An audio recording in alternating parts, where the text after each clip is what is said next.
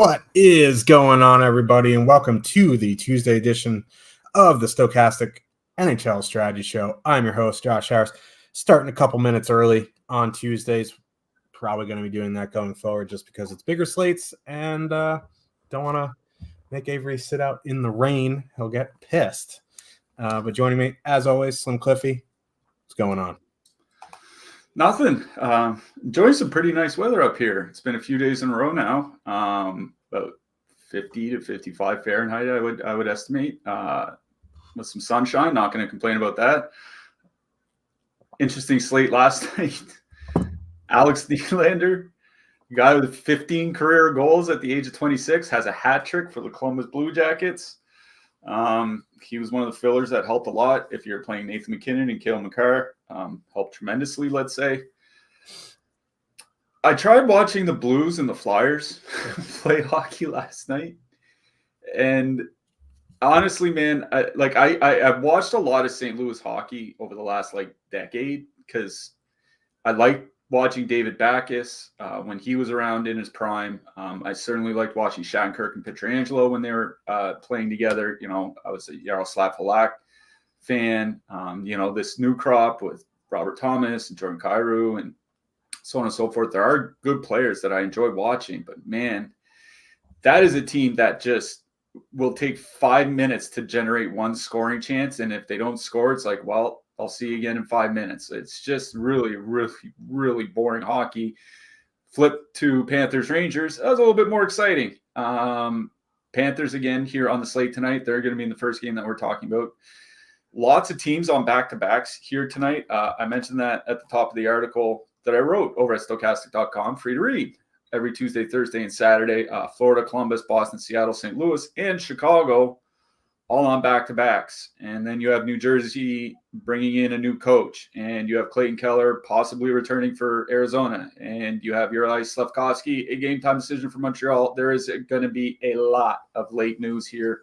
That's why we always say to be sure to check the Discord for updated rosters. Yeah, Buchnevich looked like he was cross-country skiing last night instead of playing hockey.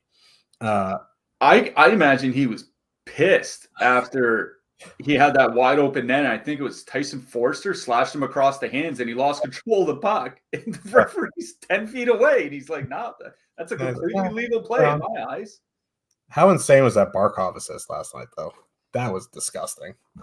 Like once in a while, you realize just how good he is, because not only is he elite defensively, but he can do things like that against a fellow cup contending team. It's pretty insane. Yeah, I mean, and people are like, well, his scoring's down 2 years in a row. Reinhart didn't he just set the franchise record for goals in the season with 20 games left? It's yeah, that's why. They're saying, I was watching the game on the weekend, they're saying Reinhart, he needs to do a little bit of work with shorthanded goals. I think he's 1 or 2 behind the league leader, but he has a chance to be the first guy since Mario Lemieux 30 years ago to lead the league in both power play goals and shorthanded goals. And he's playing with Barkov for basically all of those minutes. There's a reason why Reinhardt's having the season he's having. It's the guy that's playing next to him. Yeah, and he's second in the NHL in goals too. He could triple crown almost if he wanted to. Anyway, 9-game slate tonight. We'll get back in the W column. I faded Colorado. I mean, it wasn't too bad because you couldn't fit Colorado with Makar. You could, but you're playing you couldn't even fit Alex Nylander when you do that. Alex Nylander 2,800, 10% hat trick. What are you gonna do if you faded? That's harder to overcome than Colorado because you could fit him with Colorado. You know what I mean? If you didn't have Alex Nylander, you just close the laptop. Let's get into this slate. Before we do, just wanted to say thank you guys again for all the support with the affiliate links, signups, the super chats, the likes, the shares, the retweets, the talking crap, whatever. There's no such thing as bad publicity in this line of work. There might be, but pretty sure there is. I'm not going to find that line. We don't have time today. We might, but no, I'll contain myself. But let's get into this slate. Florida Panthers with a 3.3 total heading into New Jersey. The Devils have a 3.2 total. Short drive from the Garden. in Newark, right across the GWB. Probably took like 7.5 hours.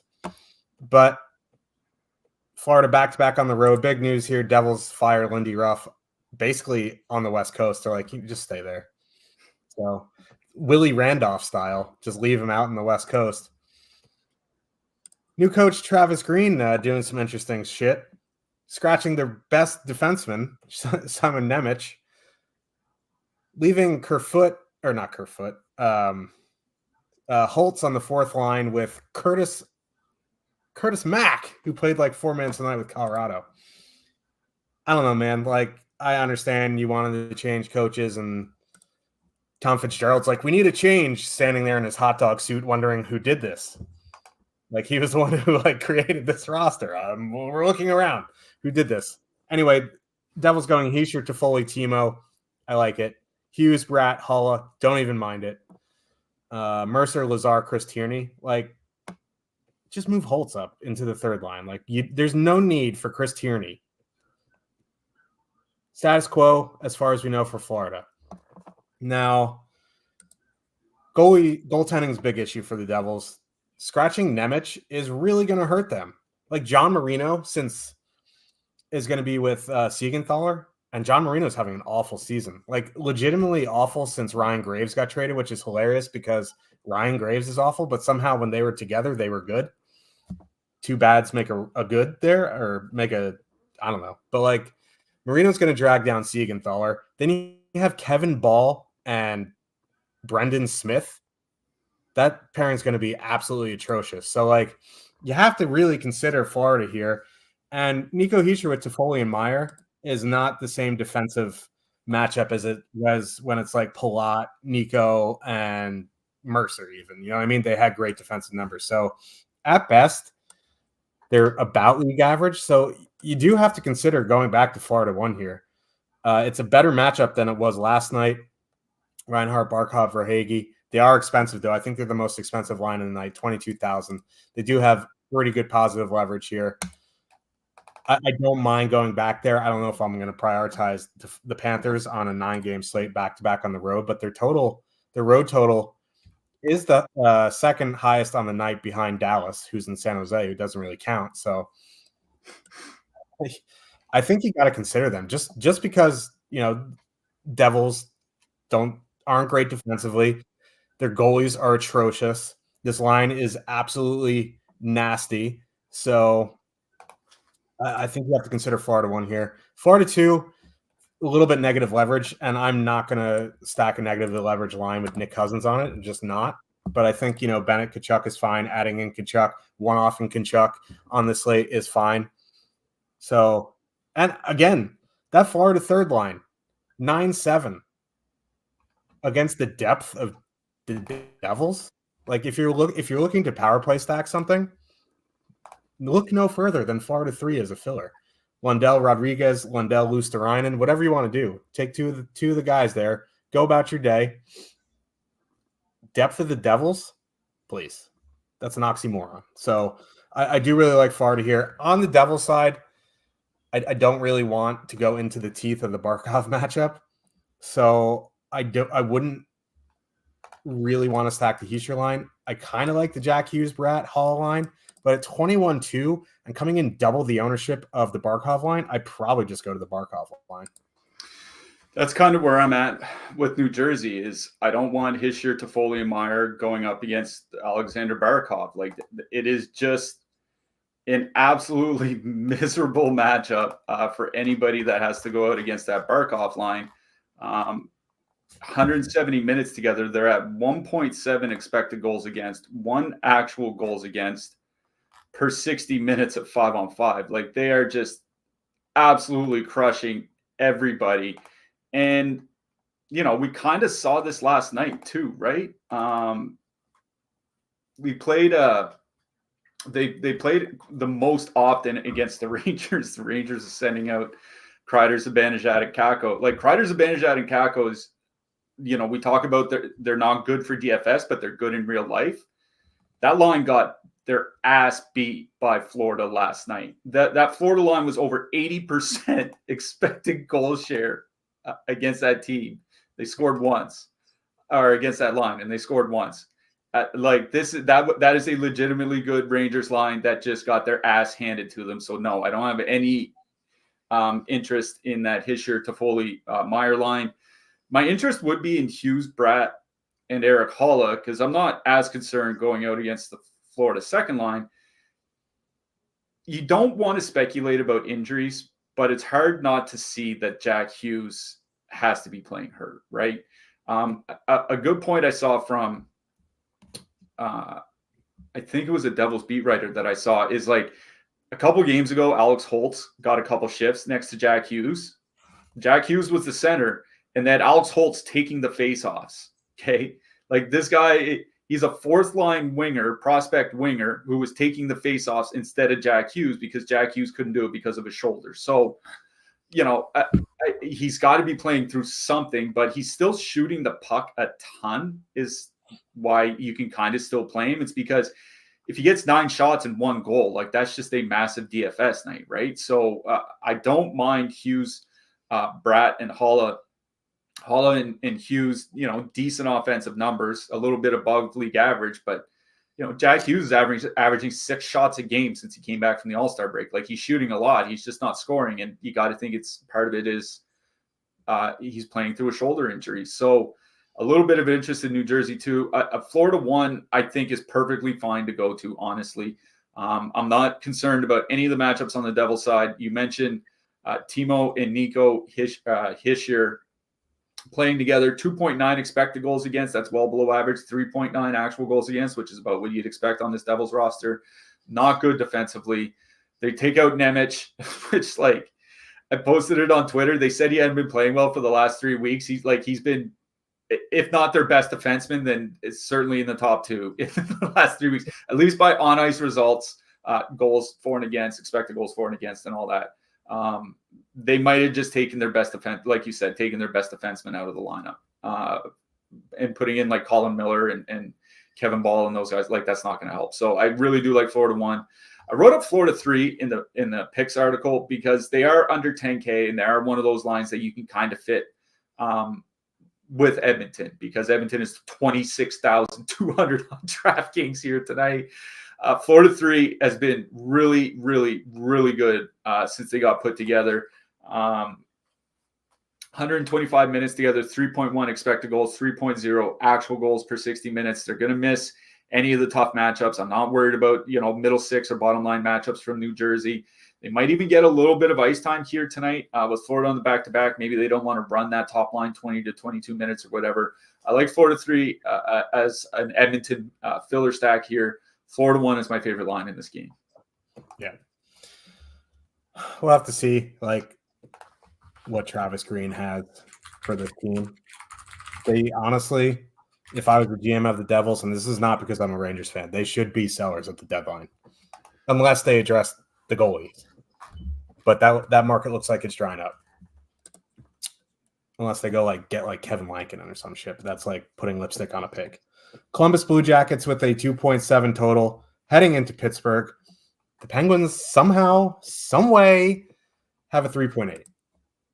Maybe it has something to do with Jet Greaves starting. But if you switch Daniil Tarasov and Jet Greaves' name and numbers, would you notice a difference? I don't know. Maybe. Would them trading for Barclay Goodrow? Listen, the Rangers should have traded Barclay Goodrow and attached Ryan Lindgren in the offseason. They didn't. Big mistake. Lindgren is going to have a short career because he has a black eye or a bloody nose on every shift. But anyway, this game is ridiculous because the amount of ownership on Pittsburgh here seems asinine. Crosby, Drew O'Connor, Valtteri Puustinen, 22.6% projected ownership. Malkin Raquel Smith, 23.1% projected ownership. I get it. Top line's 14.8. Second line's 13.8. The issue here is their power play is atrocious. Their power play units are atrocious. So you don't get any full correlation on either line. Columbus is awful. But are they bad enough that you want to stack Malkin, Raquel, Riley Smith at 23%? Like Ricard Raquel is having a terrible season compared to last year. Riley Smith doesn't even penalty kill on this team, and he plays 16 minutes a night, and he had a great season for Vegas last year. He's struggling this year. Malkin's not even on the top power play unit. Drew O'Connor, when this team was fully healthy, was in the bottom six. Valtteri Puustinen, bottom six player. Like the only person probably worth a damn in their top six is Sidney Crosby. Now, it's a great matchup, but like 22%, 23% for those prices, I'd rather go play Dallas 3. You want to play Crosby? I get it. Columbus back-to-back on the road. I just like I'm not going to flag plant and say you need to fade Pittsburgh here. But like this feels like bad chalk. It feels like Nashville won from last year, where they're just wildly high owned for no reason. And if this line was 12, 13, 14% on this slate, I get it. You know what I mean? But like going into the 20s, I just can't do it. Like even the third line of Lars Eller, Bemstrom, John Gruden, 3.2%. You know what I mean? Like I almost want to just go back to Columbus 1 here. They're coming at 1.6% projected. They have a 2.7 on the road. These lines aren't going to be very good defensively. Jenner Gaudreau Roslovic has been very good offensively. So I almost would rather take a shot on Columbus 1 here at 1.6% than Pitt 1 at 22.6. You want to play Pittsburgh? Go ahead. Like they have a massive total. They're in a great spot. Columbus back-to-back on the road starting Jack Reeves. It's just ownership is an issue here for me. I don't have any interest in playing the Penguins tonight. Right? Like I'll show what Josh is talking about with regards to the ownership because it is absolutely insane. 22.6%, 23.1% on DraftKings for the first and second lines. Now Raquel might be on the top line and Puustinen on the second line, but I don't think it'll really change the ownership that much. If somewhere between 40 and 50% of the field is going to have some sort of Pittsburgh stack in their lineups, I feel pretty safe just not playing Pittsburgh.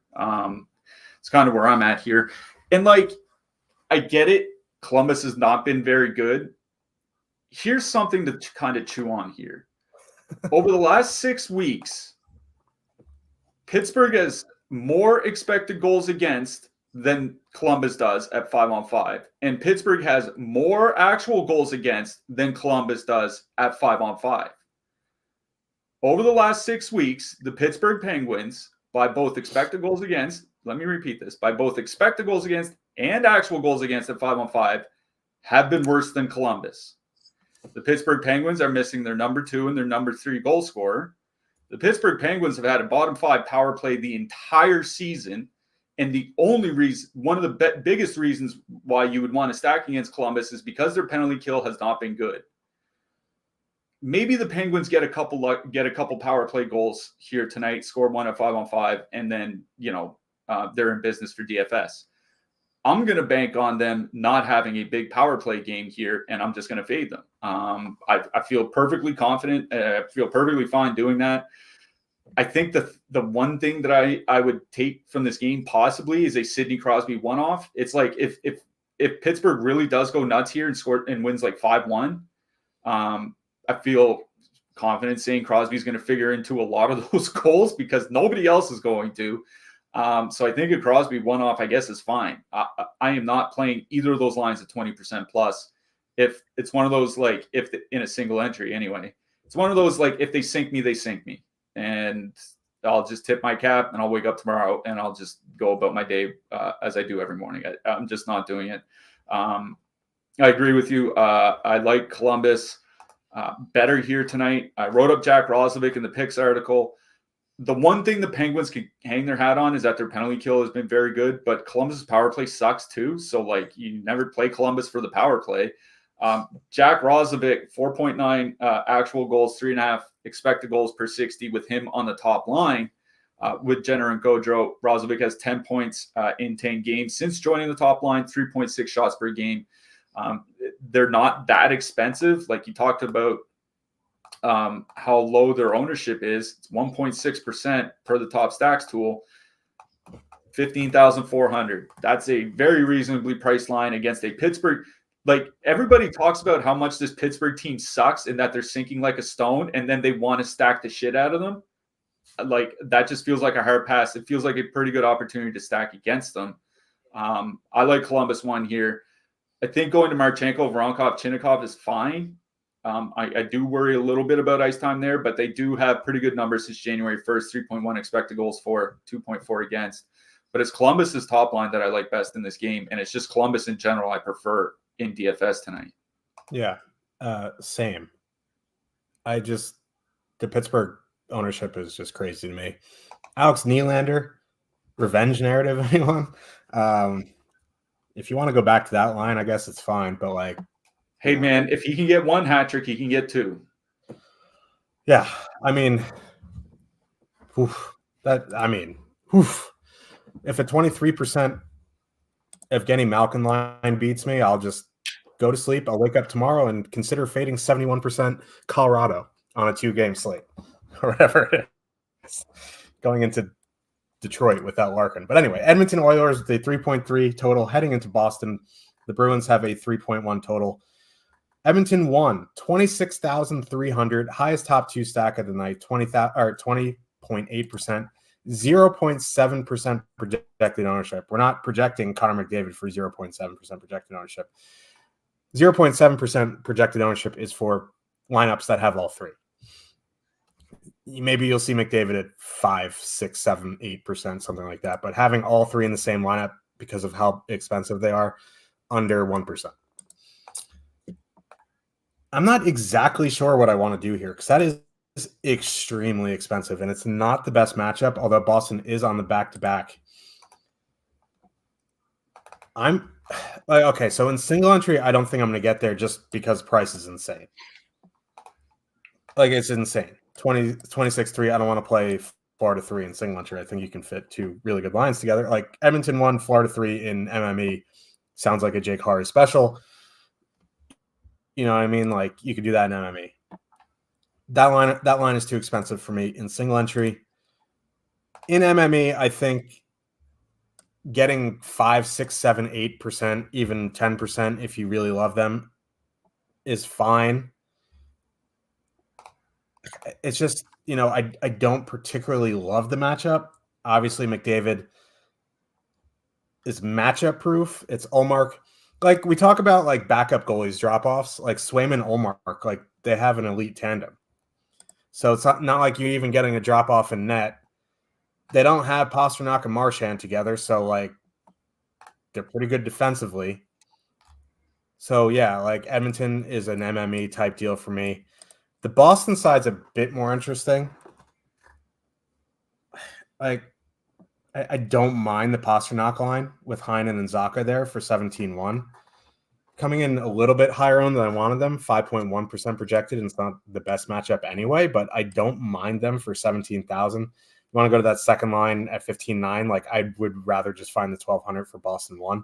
So this is an MME game for me, but I think you include price. Boston 1's my favorite, but Edmonton 1 in MME is a nice play.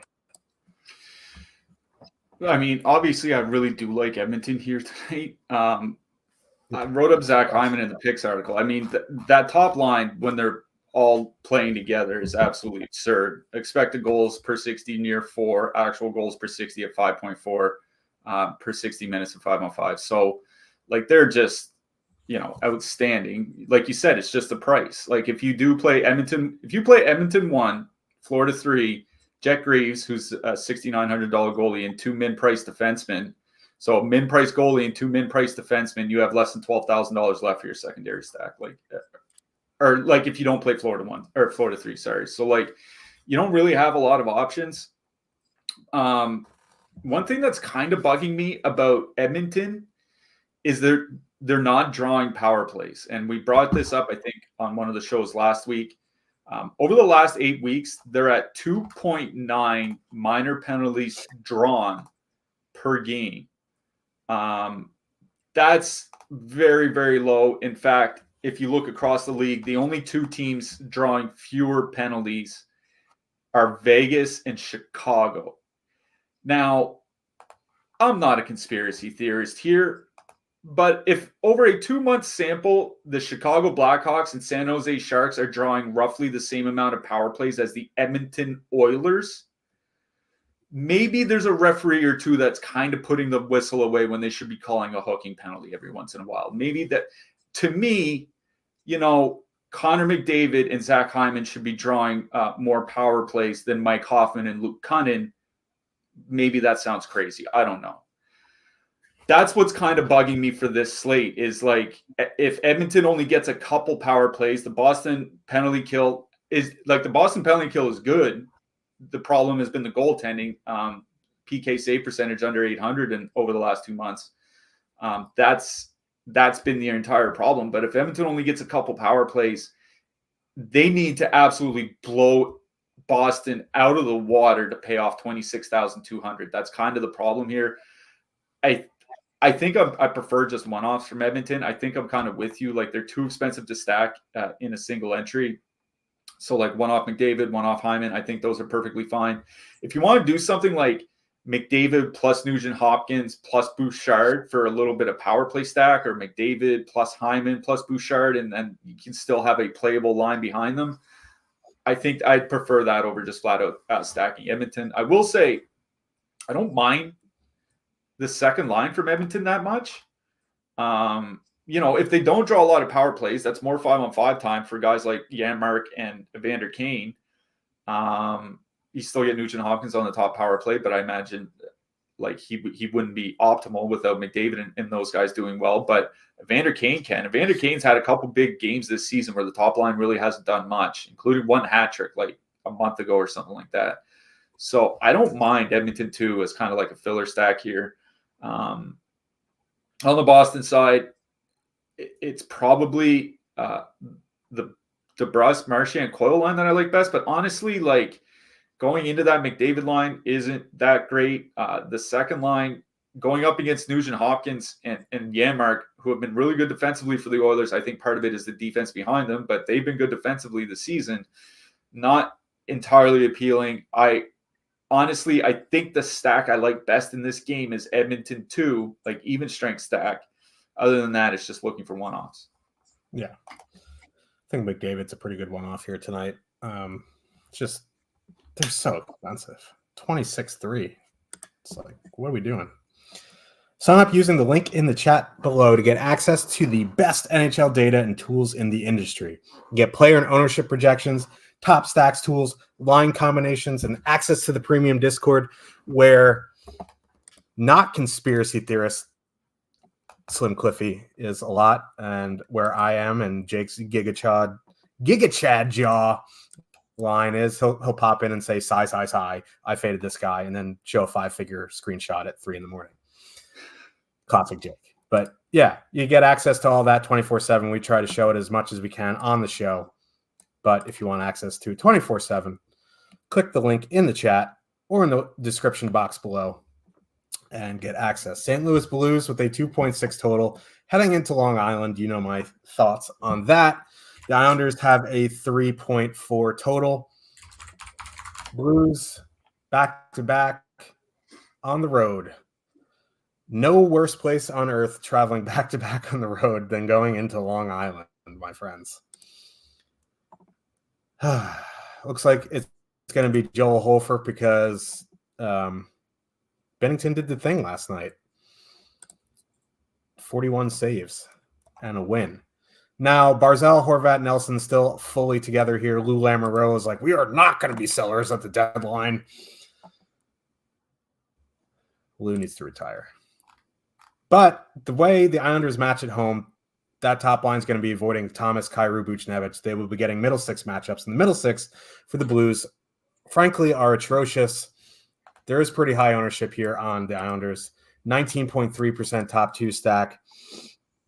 15.2% projected ownership. Now they have some positive leverage. This is chalk that I would consider good. I would much rather play the Islanders top line than either of the Pittsburgh lines here. It's not the best power play matchup. Blues just don't take a ton of penalties. Islanders power play is good though, so if they get 3, then they can convert. 19-6. I'm in on Islanders top line. It's just a matter if you want to eat 15% ownership here tonight. You want to go to Palmieri, Lee, Pajot. I think that's the line that's probably going to go into Thomas and Kyrou. So that makes me kind of want to play Thomas and Kyrou Buchnevich. I don't mind them as an MME option at 17.5 at 2.6% projected ownership. They played all over 21 minutes last night. They're probably going to play that again tonight. So I don't mind St. Louis one here, but my favorite line in this game is the Islanders top line. Yeah, I kind of struggling here because the Blues top line is 17,500 on DK. And that's one of those lines where a couple really good games and all of a sudden they're 19,500 again. You know what I mean?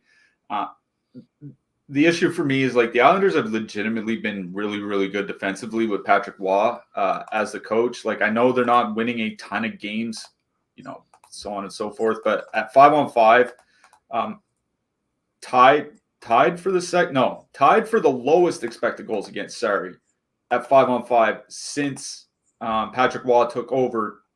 The only team lower is Carolina. They're also 6th by actual goals against per 60 in that span. They're right behind Winnipeg. So this has been a really, really good defensive team at 5-on-5 since Patrick Waugh took over. And that kind of puts more onus on the Blues to kind of get there on the power play. The thing is the Islanders' penalty kill has not gotten better. It sucked under Lane Lambert. It sucks under Waugh. Now, the Blues typically don't draw a ton of power plays. I say typically because they have been more lately. They've actually drawn the 4th most minor penalty per game over the last 2 months of any team in the league, and 2nd most of any team on this slate. And the Islanders have been taking more penalties under Patrick Waugh as well. So I kind of like St. Louis one here because they're cheap enough where one power play goal, one even strength goal, maybe somebody gets a shot bonus, and they're fine for DFS. This isn't a line that needs 3 or 4 goals and a couple bonuses or whatever, like you might need with Florida, especially Edmonton. So where the 5-on-5 matchup is pretty bad. Power play matchup, though, is really good, and they might get more opportunities than we think to get it done on the power play. I kind of like St. Louis one here, but it's the only line I like on the St. Louis side. I did write up Bo Horvat in the picks article for the Islanders. As you mentioned, they're not being strictly used as a shutdown line. The last 2 games, they've over half their matchups have been against the 2nd, 3rd, and 4th lines. So that's really good when you're facing the St. Louis Blues. So there's 3rd and 4th lines are really bad defensively, and the second line. Second line with neighbors, Shen and Sad, 3.4 expected goals against, 3.6 actual goals against. The Islanders should be able to run them over. 15% is high. I think it's playable for this slate, but I'm not playing Palmieri, Lee, and Pajot. If Palmieri hat tricks again, today's my last night of DFS. I like both top lines in this game. I kind of think I prefer St. Louis just because they're $2,000 cheaper and it allows you to do a little bit more with the lineup. But it's pretty close for me when you consider how high the ownership is for the Islanders. I think both top lines are very playable here. Yeah, I do agree that St. Louis one's in a pretty spicy spot with that ownership. So we love a good St. Louis one with the 2.6 total. Another line with the 2.6 total that we kind of both like. Montreal Canadiens with a 2.6 total. Heading into Smashville, the Predators have a 3.5 total. Forsberg, O'Reilly, Nyquist, 17.9. Coming in exactly at their top 2 stack percentage. I think they're perfectly playable. Very good power play spot. Montreal takes a ton of penalties. Penalty kill's not very good. Etc. Your Slavkovsky game time decision for Montreal, which is kind of putting a damper on Montreal one here because every time there's a decent line going up against Nashville one, I cannot stop thinking about what Cliffy said about the goaltending behind Nashville won because Nashville one's defensive numbers have been sliding for a fairly long time here tonight. So they're just getting insane goaltending behind them. Not only that, they're fully correlated on the power play. Nashville doesn't have a very good penalty kill. So for $500 more and a sixth of the ownership, I know it's on the road, but I kind of like Caulfield, Suzuki, Slavkovsky here. If you want to go to Nashville 1, that's perfectly fine. They're in a great spot. They're 17-9. I just kind of really like Montreal 1 here. They're the only line I like on Montreal. You want to one-off New Hook, I think that's fine. But Montreal 1, Nashville 1. I think, again, for Nashville, I think you can one-off Novak. You can one-off Cody Glass. But it's just kind of hard with the rotating doors down there. Like you can two-man Novak Evangelista. I think that's fine. But I'd leave the full stacking to both top lines. Yeah, I did write up the Nashville top line in the picks article. I knew like they would be fairly chalky, and it's kind of looking that direction, almost kind of like the Islanders, maybe somewhere 12, 13, 14%, which I think is honestly fine. Because the Montreal penalty kill, like it stays bad. Like, there have been some improvements defensively from the Habs over the last couple months, especially since the All-Star break. I think part of it is the schedule that they've had. But I also think part of it is just getting Arbor Jacki back because he is a good defensive defenseman. He just takes a lot of penalties, and that's been a problem for the Habs. 3.9 minor penalties taken per game over the last 2 months, 6th in the league, 4th in the slate. Nashville's power play's kind of struggled since the All-Star break, but this is a good get-right spot for them. 12.4% ownership. That's perfectly fine. The top line this season as a whole, for Nashville, 3.0 expected goals, 3.6 actual goals per 60. That is really, really good. I really do like Nashville 1. They're kind of in that same Islanders 1 bucket, though, where there's a lot of ownership, but I think the ownership is kind of justified because of the matchup. Nashville depth, like Luke Evangelista looks like he's going to play. Him and Mark Jankowski and Tommy Novak, really, really good in a small sample. 85 shot attempts per 60, 3.1 expected goals, over 65 minutes together. Evangelista, 23 shots in his last 10 games. He's a guy that's kind of struggled to shoot at times. He's been shooting a lot more. Tommy Novak just signed that extension. He's a really efficient player. But if Nashville has like an optimal line here tonight, it feels like they're probably going to get there on the power play, right? Just because Montreal's penalty kill is so bad. So that's why this isn't a spot where I'm really looking to stack the depth. It is the top line. I agree with you. On the Montreal side, like you mentioned that you talked about the save percentage numbers. The Nashville top line in their last 15 games, 956 save percentage behind them. Since the All-Star break, it's 966. Like elite goalies are at like 930. Really good goalies are at like 920. So there's clearly a lot of luck going on behind them. UC Saros, he's a great goalie. Don't get me wrong. Like this isn't UC Saros slander. It's more just that one specific line is running unsustainably hot by save percentage, and eventually that's going to cave in pretty hard. It's one of the reasons why I did like Montreal tonight. But if we don't get an update on Juraj Slavkovsky beforehand, I don't want to stack an $18,400 line and then have to go looking for a swap.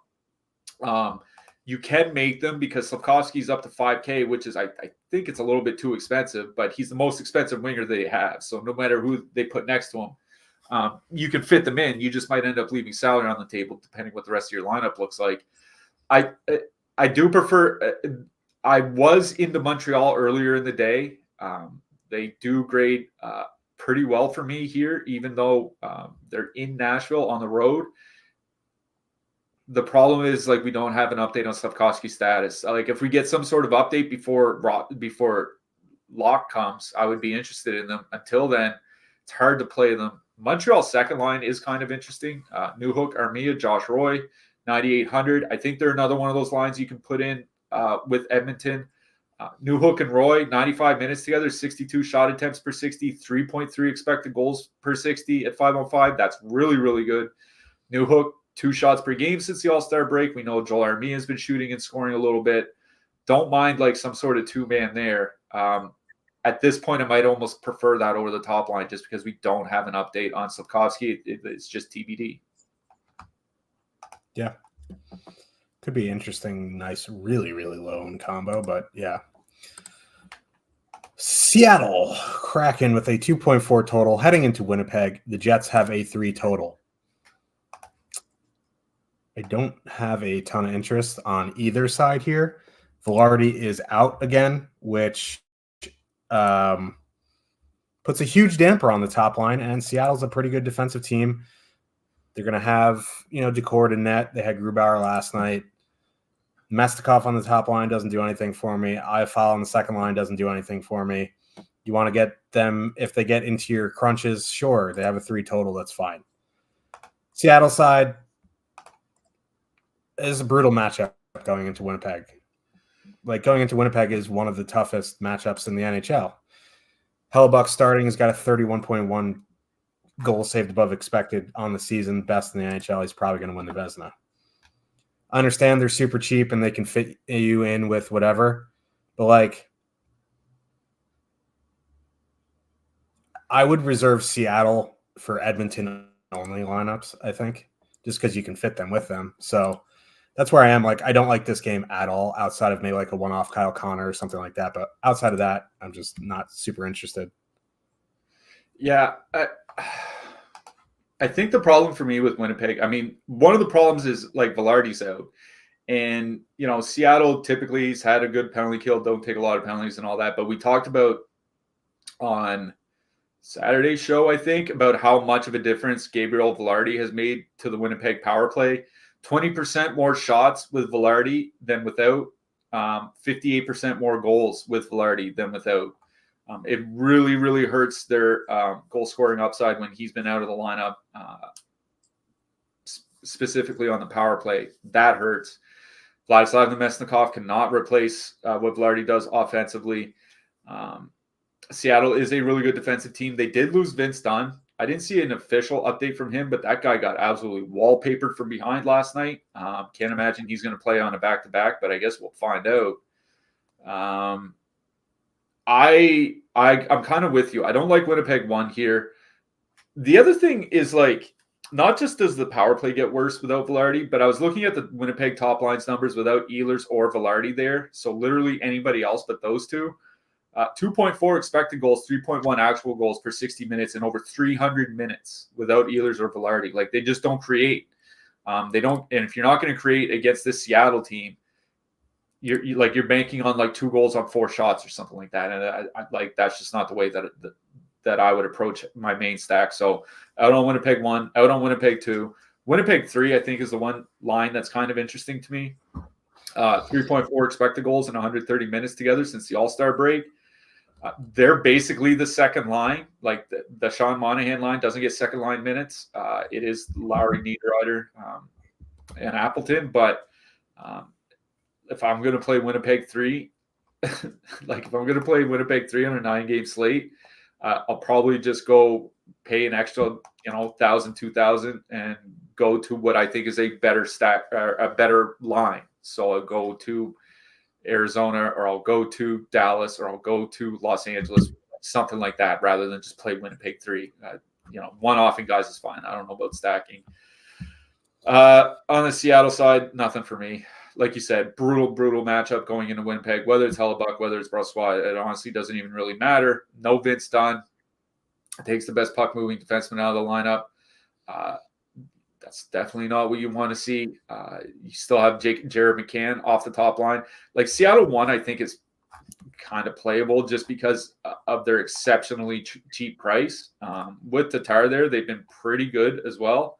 The Seattle top line with Tatar, 3.4 expected goals, 4.5 actual goals per 60 in 155 minutes together. Eberle has 30 shots and 5 goals in his last 10 games. That line's only 10,300. I guess they're fine if you want to play them with Edmonton, but that would be about it. And I'm going to be honest, there's no stack that I'm really targeting in this game. Yeah, if Dunn's out, like, I think Riker Evans will get into the lineup at min price. That could be an interesting play, but like, this is the worst matchup for it. Once again, just wanted to say thank you guys so much for your support with the affiliate links, the signups, the super chats, the nitrous, the talking smack about about whatever. You know what I mean? But also, I need to apologize. 2 weeks in a row, didn't have an MMA video out. Just been a crazy 2 weeks. My kids were sick, then I got sick, and then I lost my voice. I sounded like Barney. And it was a big mess. I will be back this week. UFC 299, a great pay-per-view card. I will have my video out on Thursday. So check out my Twitter for that. I'll put the link to the MMA Sims below it. So just check that out if you are interested in playing MMA. Great contest this week. Great card. Looking forward to it. Yeah, just thanks for tuning in. Chicago. What a game. Chicago Blackhawks, the 2.5 total heading into Arizona. The Coyotes have a 3.5 total. Looks like Clayton Keller could be back tonight. The coach is like, he just needs to be cleared by the medical staff. That could mean literally anything.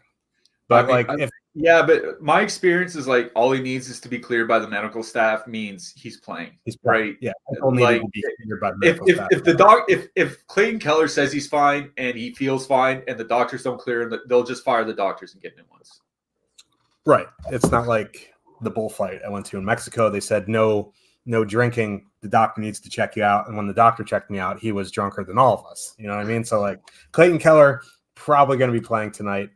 Probably just going to slide in where Kerfoot is. Now, we were talking about this before the show.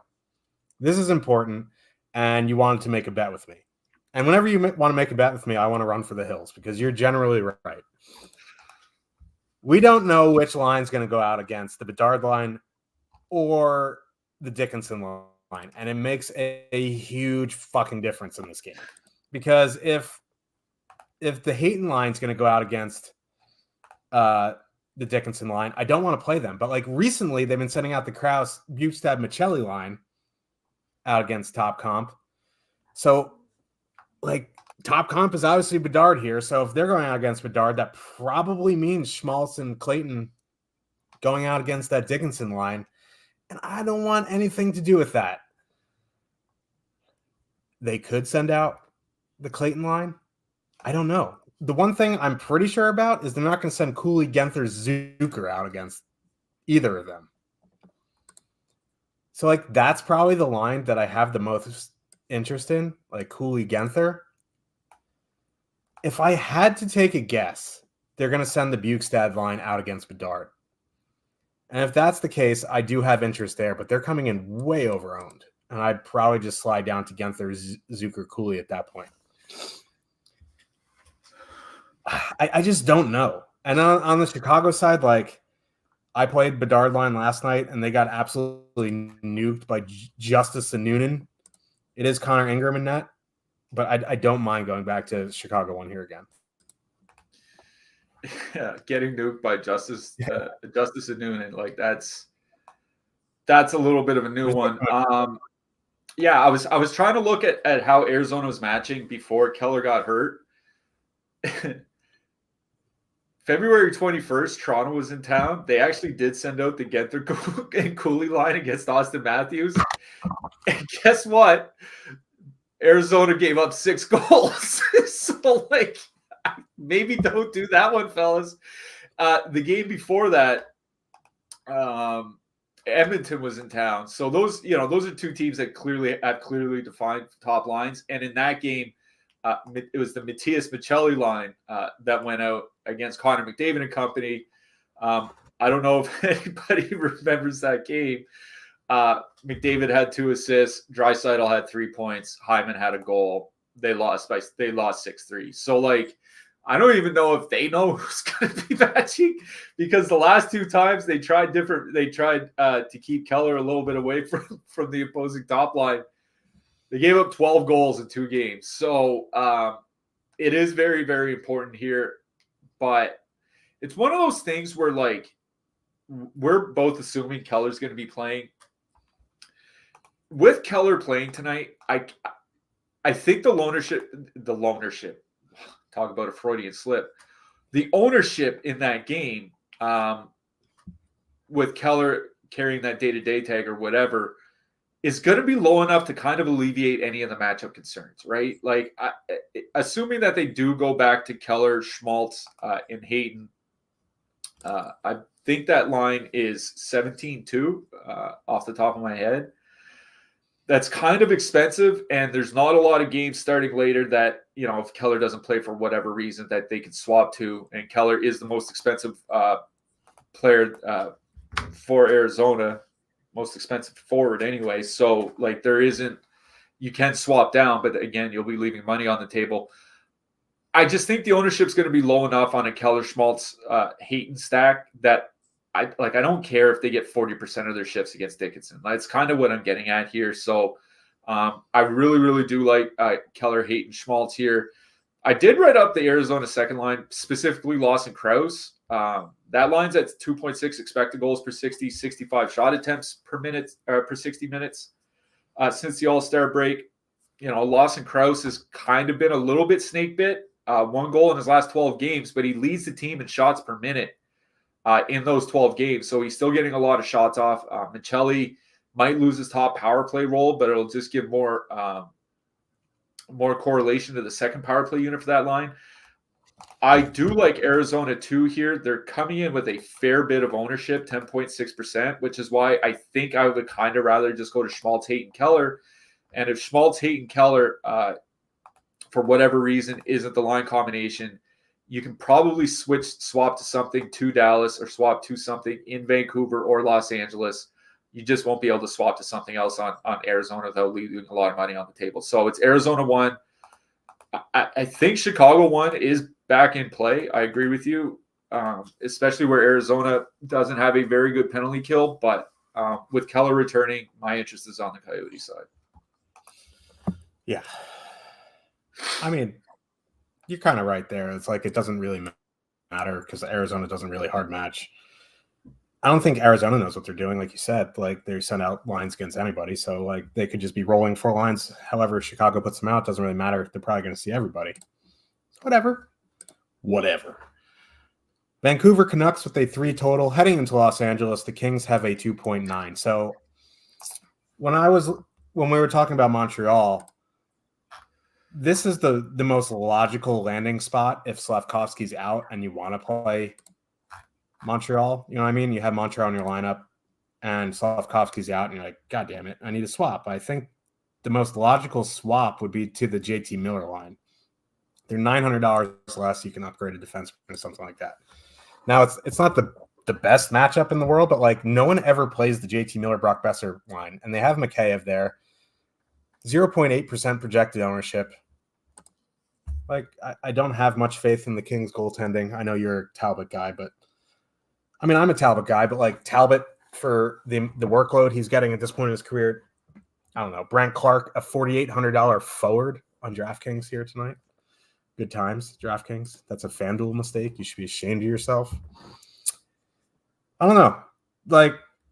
I don't have too much interest in this game, really, but the JT Miller, Besser, Mikheyev line is something that would interest me. Also, Fiala, Moore, Deneau on the Kings side would be the line that interests me for LA, but this is a pretty tough matchup. It's weird to have those words come out of my mouth. Playing Vancouver is a tough matchup, but it really is. They've been good defensively. They've had a pretty good penalty kill. So, if anything, it would be LA too. They're coming in a little bit negatively leveraged at 7.6% ownership. I just don't have a ton of interest in the Kings. Kopitar, Byfield, Turcotte at 13-1 is fine, I guess. I just don't have a ton of interest there. Honestly, I think my favorite line in this game is the Miller, Besser, Mikheyev line because of the 0.8% ownership. I think the Fiala line is fine. Yeah, I prefer the Kings side here because I do think this is as tough as a matchup Vancouver is. Los Angeles is still a really tough matchup. Yes, their goaltending, don't get me wrong, their goaltending has absolutely been a lot worse than it was in the first half of the season. Here's the thing. They're still not giving up a ton of shots. They're still not giving up a ton of chances. So as bad as the Los Angeles goaltending has been, because they don't give up a lot of shots or a lot of chances, their goals against per minute or per 60 minutes over the last 6 weeks is basically the same as Winnipeg's. Yeah, you know what I mean? Pretty nasty. So, like, I get wanting to play Vancouver because of low ownership. I'm not a fan of having Mikheyev on that line. They don't have good numbers together. In fact, Vancouver doesn't have good numbers. That Vancouver line doesn't have good numbers with anybody unless their last name is Pettersson or Suter. 480 minutes with Mikheyev, Phil DiGiuseppe, I think Dakota Joshua got some time there. The list goes on and on. 480 minutes, 2.5 expected goals, 2.9 actual goals per 60. So I'm that good. It's above average, but like I want something a little bit better than above average when you're in a pretty bad matchup going into Los Angeles. I think I prefer the Pettersson line here. Like, Hoglander is having a really, really, really good season. He's kind of like the Alex Holtz of the Vancouver Canucks. Only that the Vancouver Canucks realized they should have him on the top line and not lining up next to a defenseman on the fourth line. But I digress. Pettersson and Hoglander, 2.6 expected goals, 4.7 actual goals per 60. Now, their shooting percentage is riding hot. The thing is Elias Pettersson's been one of the best percentage drivers in the league for like 3 years now, and eventually we're just going to have to admit he's just one of the most elite shooting percentage drivers in the league. Like, once you get 3 seasons of data under you, like you kind of have to admit it. They're going to get more middle six matchups from the LA side. Now going up against LA2 is going to suck, but LA3 I don't think will be as tough. So I don't mind Pettersson, Suter, Hoglander, 14,600, 0.4% ownership. They're a little bit they're too expensive to put with Edmonton, but if you want to pair them with like Florida, I think you can do that. Boston stack, Islanders, those types of things. I'm down with that. I'm mad that we missed Los Angeles 2 night on Sunday. I usually don't play on Sundays. I just kind of take a day off. Kevin Fiala had a 3-point game. Phil Deneau had a hat trick. You and I have been talking about, like, eventually those expected goals are going to start turning into goals, and we missed the effing game. Anyways, I still do like Los Angeles 2 here, but I think I'm kind of on board with you where I'm not super stoked about stacking either side. If anything, it would be Kings 2. The Kings top line, 2.4 expected goals per 60 without Adrian Kempe there this season. Like, Alex Turcotte, his last 16 NHL games, he has 8 shots. Like 8 shots in 16 games. It's not a lot. He was only playing like 12, 13 minutes anyway, secondary power play. So LA2 for me, 3.3 expected goals per 60 since the All-Star break. Fiala, over 3 shots per game in his last 12. That was a big problem for him in the first half of the season, was not shooting a lot. It seems like he's starting to shoot a lot more.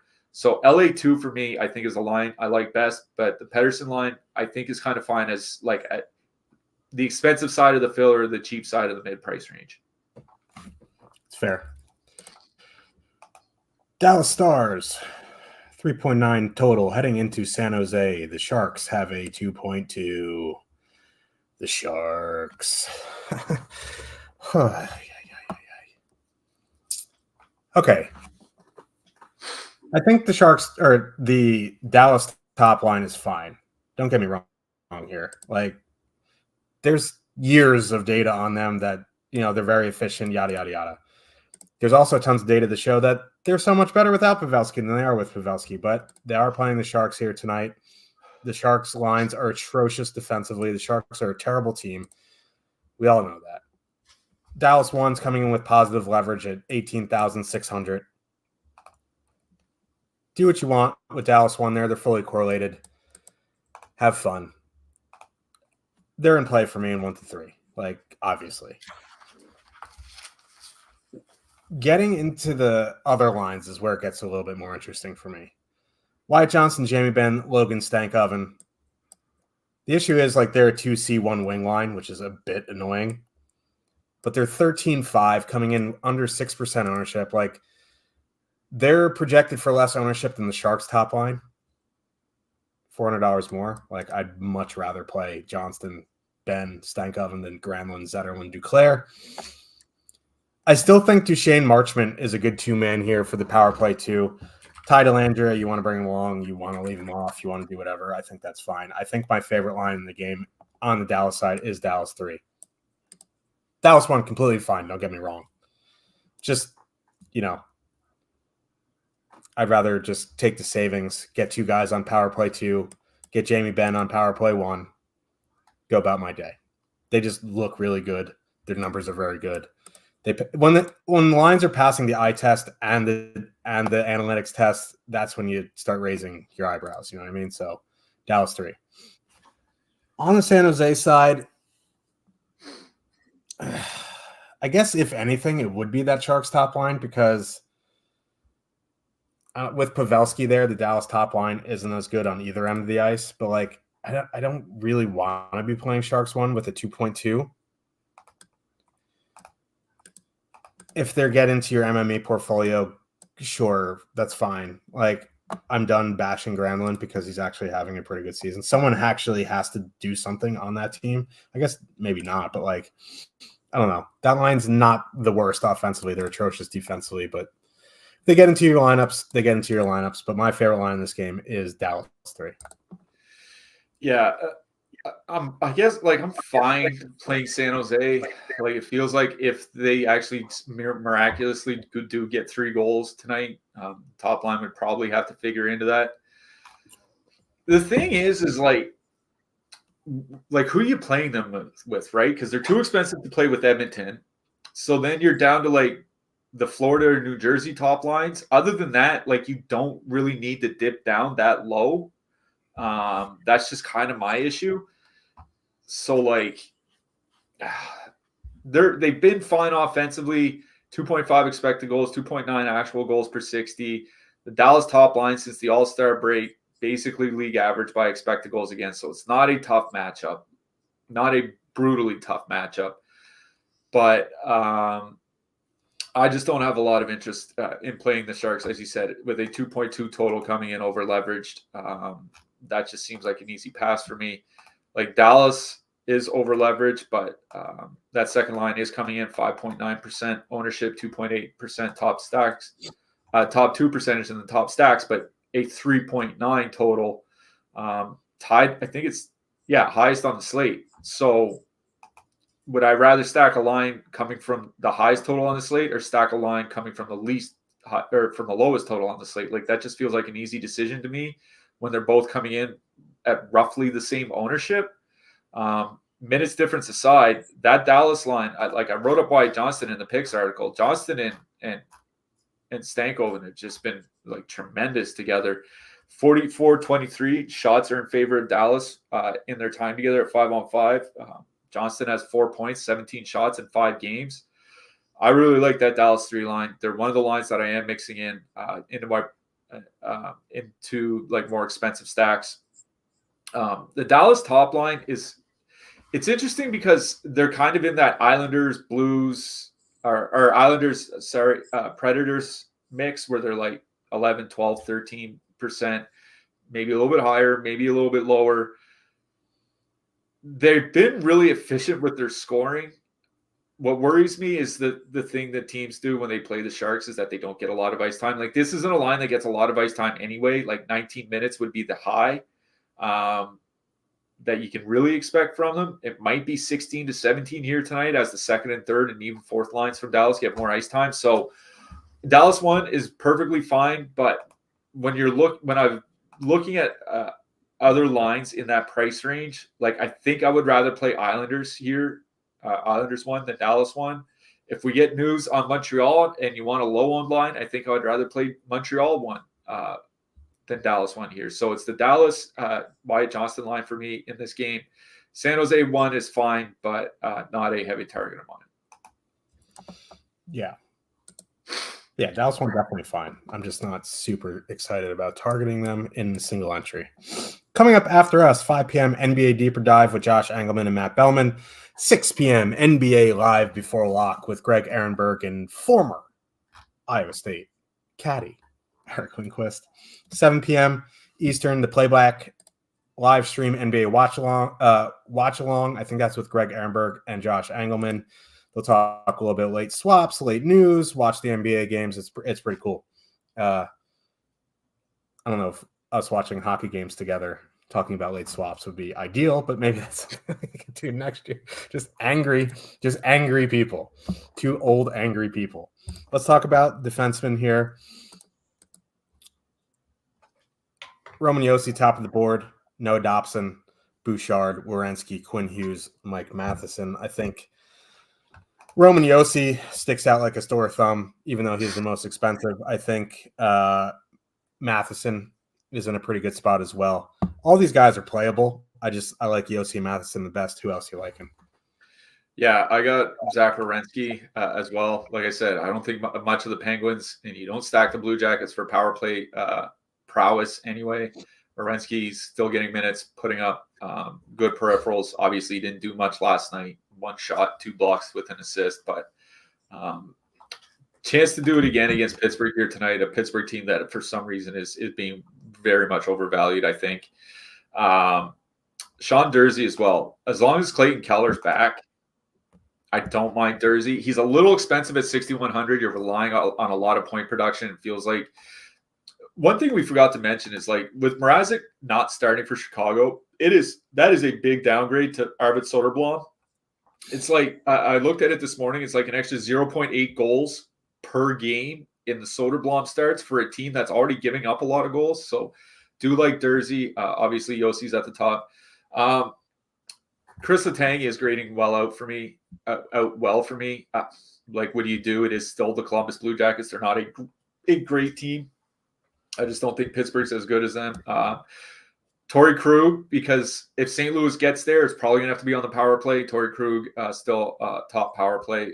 Have Thomas Harley from Dallas. He's typically been putting up good peripherals. I like Gustav Forsling in Florida.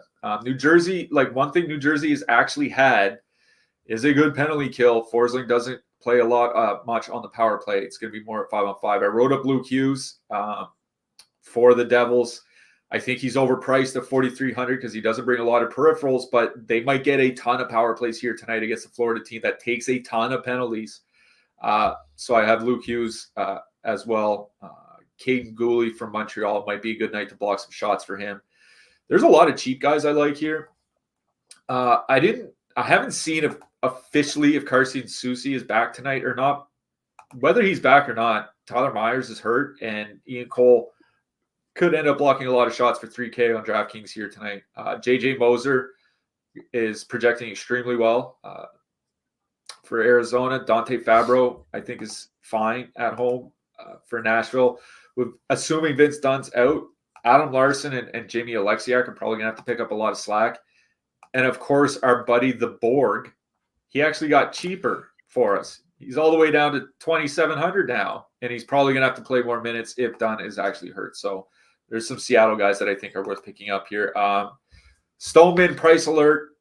He's not confirmed to play. They're saying Chris Tanev is on his way to San Jose for Dallas, but he's 2,500 on DK. Like it's not a good spot for him to rack up peripherals, but at 2,500, he doesn't need to do a lot to be valuable. So just keep an eye out for Chris Tanev's status. Yeah. Riker Evans, I guess, was the one name I'd add if Dunn's out, but like he might still only be on the third pair after that, so he's probably min price as well. Let's talk about some goalies.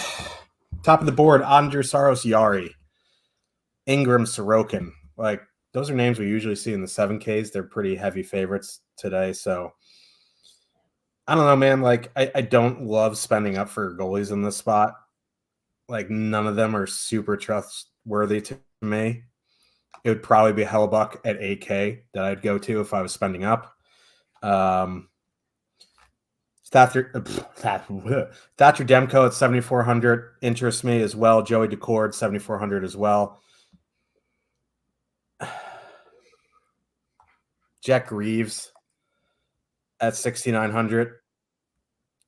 I was hoping he was going to be min price, but 6,900 is fine. Anytime you get a goalie under 7K, it's fine.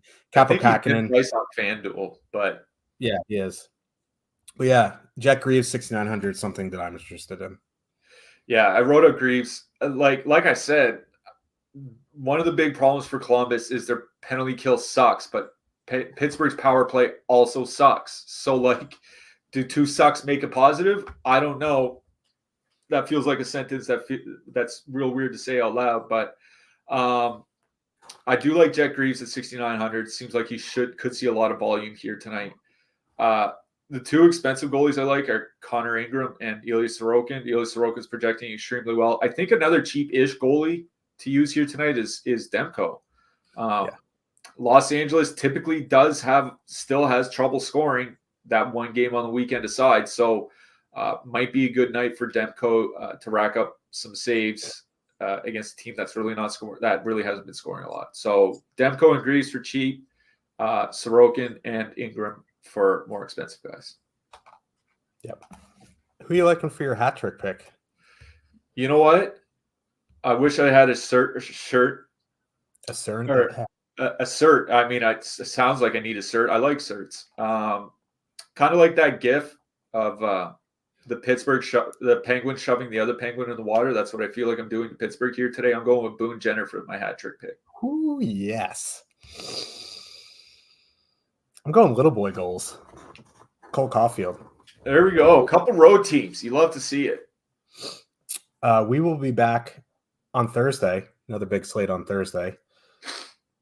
Fun week. Hopefully we're winning some money tonight because tomorrow is almost unplayable with the 2-game slate with Colorado going into Detroit. So tomorrow is a good time to start Shogun, Josh. Yes, I keep saying that. And a teething 7-month-old is a bigger burden than I would like to admit. We will be back on Thursday. Mark left. I was going to congratulate him on being excited for Super Tuesday tonight, but he's not here. But good luck, everybody, and we'll see you on Thursday. Good luck tonight, everybody.